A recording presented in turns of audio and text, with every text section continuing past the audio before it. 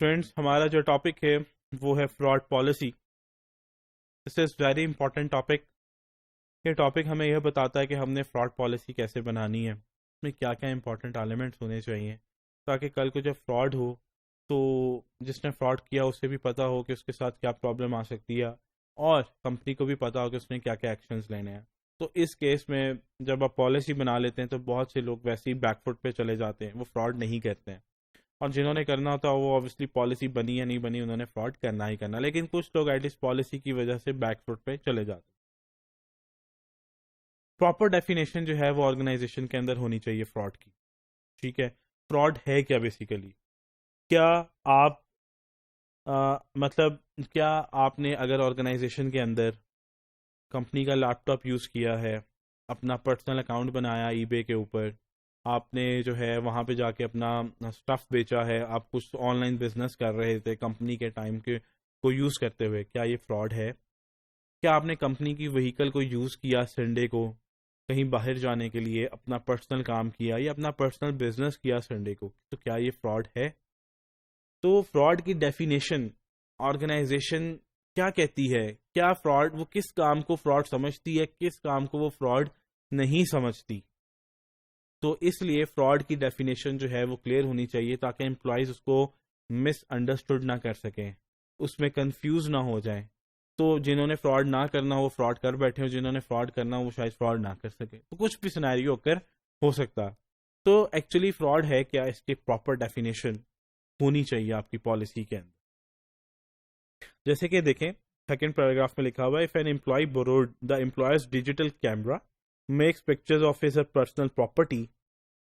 Employer के कैमरे से उसने अपनी पर्सनल प्रॉपर्टी की से पिक्चर्स उतारी, तो क्या ये फ्रॉड है? क्या उसने एंटिटी का कंप्यूटर यूज किया, अपना अकाउंट बनाया, स्टफ बेचा, क्या ये फ्रॉड है? तो अगर ऑर्गेनाइजेशन जब भी पॉलिसी बनाए, इस पॉलिसी को क्लियर कर दे और उसके बाद क्या करे, वो जाके एम्प्लॉय से साइन करा ले, ताकि हमें एज एविडेंस ये प्रूफ हो हमारे पास कि एम्प्लॉय ने इसको एक्नॉलेज किया था, उसको इसके बारे में अवेयरनेस थी, ताकि कल को अगर आप उसको कोर्ट रूम में लेके जाएं तो क्लैरिटी हो, क्लियर क्लैरिटी हो कि देखें जी, ये तो एम्प्लॉय ने इस पॉलिसी पे साइन किया हुआ है, इसका मतलब उसने डिस्कस किया था, ये पढ़ा था, उसको पता था, और जानने के बावजूद इसने ये काम किया, तो ऑब्वियसली इसने ये फिर फ्रॉड किया, तो क्लैरिटी आए। तो आपने जब भी पॉलिसी बनानी है, आपने अपने एम्प्लॉय से साइन करा लेना है, ताकि वो एक्नॉलेज कर।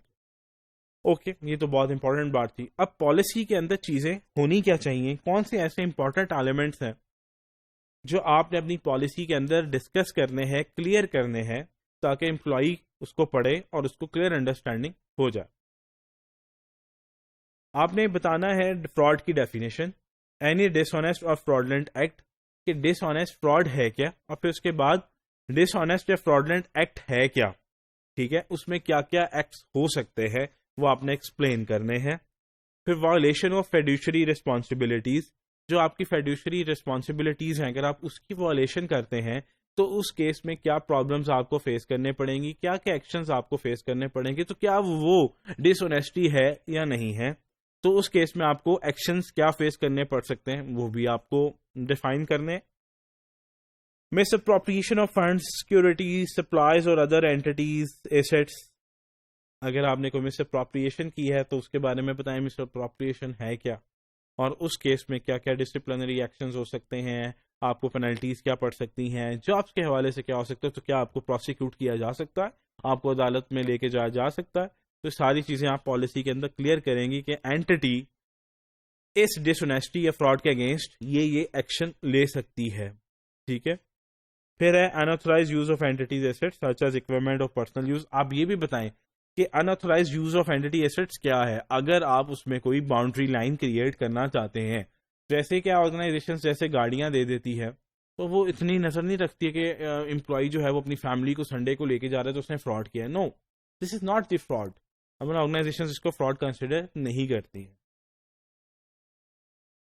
आपने कोई इंसाइडर नॉलेज जो है एंटिटी की, इनर इंफॉर्मेशन डिस्क्लोज कर दी है, तो क्या वो भी फ्रॉड है, डिसऑनेस्टी है, तो उस केस में क्या क्या फेस करना पड़ सकता है एक एम्प्लॉय को।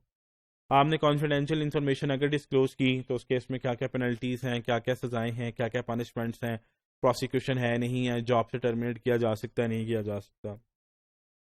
आपने कोई ऑर्गेनाइजेशन के रिकॉर्ड को फाड़ा है, तोड़ा है, मतलब रिमूव किया है, किसी को दे दिया, फेंक दिया, मिसयूज किया, उस केस में क्या है। ये सारा कुछ डिस्क्लोज करने के बाद मैनेजमेंट ये भी बताए कि इन चीज़ों को किस तरह से डिटेक्ट करेगी, एम्प्लॉयर कैसे डिटेक्ट करेगा, एंटिटी किस तरह से इन डिसऑनेस्टी को, फ्रॉड्स को डिटेक्ट करेगा। और जैसे कि the policy should stipulate who, what, where, when related to any tips, complaints और whistleblowing where such reports of suspicion should be reported। और उसके बाद वो ये भी बताए कि आप कोई अगर ऑर्गेनाइजेशन के अंदर कोई सस्पिशियस एक्टिविटी हो रही है तो कौन, किधर, किसको, कैसे बता सकता है, किस मेथड के थ्रू उस एक्टिविटी को बता सकता है। और जब वो एक्टिविटी पकड़ी जाए, को फ्रॉड पकड़ा जाए, तो पॉलिसी के अंदर ये भी बताया जाए जिसने वो टिप्स दिए होंगे, जिसने उसके बारे में हिंट दिया होगा, तो उसकी भी सेफ्टी हम रखेंगे, उसको भी हम अपनी प्रोटेक्शन में रखेंगे। वो भी आपको डिस्क्लोज करना है ऑर्गेनाइजेशन और अपनी पॉलिसी के अंदर, ताकि अगर कोई हिम्मत करे तो उसे पता हो कि मेरी प्रोटेक्शन होगी बाद में, ताकि वो एनकरेज हो कोई भी प्रॉब्लम हो रही है ऑर्गेनाइजेशन के अंदर उसको रिपोर्ट करना। सो सेकेंड पैराग्राफ देखिएगा, there should be some formal structure establish to handle those reports and to make decision on what to investigate, how investigation will be handled. Policy should also identify कि what unit, कौन सा unit है या कौन से ऐसे departments हैं जिनकी रिस्पॉन्सिबिलिटी है फ्रॉड को इन्वेस्टिगेट करने की। वो कौन कौन से डिपार्टमेंट्स हो सकते हैं, इंटरनल ऑडिट हो सकता है, एक्सटर्नल कंसल्टेंट हो सकता है, स्पेशल यूनिट हो सकता है, फोरेंसिक अकाउंटिंग फर्म हो सकती है, लीगल कंसल्टेंट हो सकता है, कोई भी हो सकता है। वो कौन से लोग इन्वेस्टिगेट करेंगे या मिल के लोग जो इन्वेस्टिगेट करेंगे उसके बारे में भी पॉलिसी में बताया जाए, ताकि लोगों को मजीद क्लैरिटी आ जाए। और जितनी भी इन्वेस्टिगेशंस होंगी should be properly authorised and the policy should identify who that is and how that will be done. उस जितनी भी इन्वेस्टिगेशंस हैं उसको अथोराइज्ड कौन करेगा, और उसके साथ साथ जितनी भी इन्वेस्टिगेशंस होंगी उसकी कॉन्फिडेंशियलिटी को कैसे मेंटेन किया जाएगा, कौन सा बंदा आफ्टर दी परमिशन किससे ऑथराइजेशन लेके इंफॉर्मेशन डिस्क्लोज कर सकता है, आप कौन सी इंफॉर्मेशन डिस्क्लोज नहीं कर सकते। इवन के जिन्होंने हिंट दिया है, जो टिप्स्टर्स हैं, जिन्होंने विसल ब्लो किया है, उसके बारे में भी आपने किसी को नहीं बताना है, क्योंकि फिर वो प्रोटेक्ट नहीं रहेंगे।